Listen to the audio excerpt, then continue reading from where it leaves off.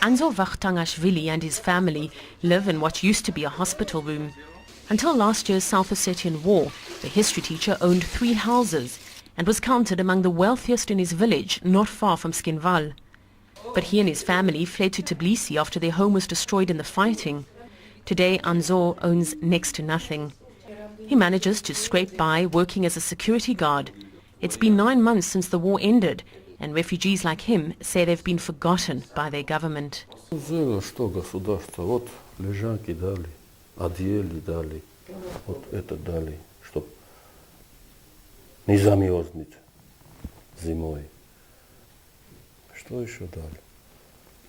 Платят этот самый зарплату, который там мы работали в школе, да, и до сегодняшнего дня платят эту зарплату.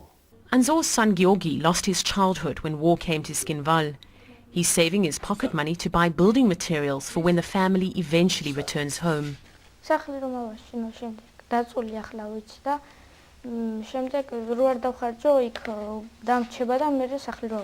When Anzor leaves for his 24-hour shift, he meets other refugees in the hallway, displaced like him, but not as lucky to have work. On the other side of the hospital walls, the reality is not much better. The growing number of Georgia's poor is everywhere. On any given day, there's between 500 and 1,000 people here looking for work.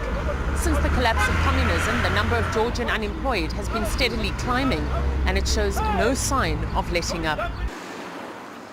In the last year, since war with Russia, 25,000 people joined the ranks of Georgian refugees. And even those who were not personally affected by the war still feel its effects. It takes Givi Tsinsadze an hour to get to work each morning, but his destination is not a fancy office or an industrial estate. It's a piece of pavement on a busy Tbilisi intersection.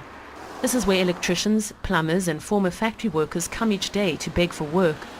Whenever a driver stops, within seconds he's bombarded with fathers desperate to provide for their families.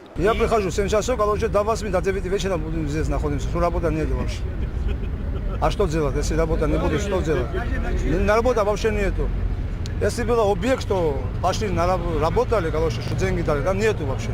А что делать? Как можно семье, короче, ухаживать? Одевать надо, кушать надо, все надо. The global financial meltdown has added to the woes of ordinary Georgians. Many of the country's banks are now struggling to survive.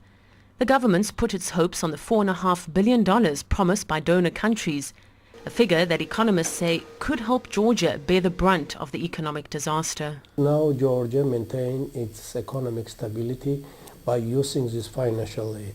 So under the global financial crisis, there are many countries which need some international financial support. But as Georgia was under the Russian aggression, it promoted Georgia to receive such support, which means it's a paradox of the war.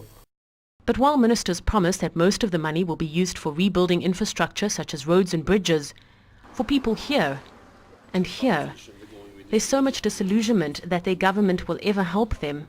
They're not hopeful they'll ever see a penny of it. Paul Islia, RT, Tbilisi.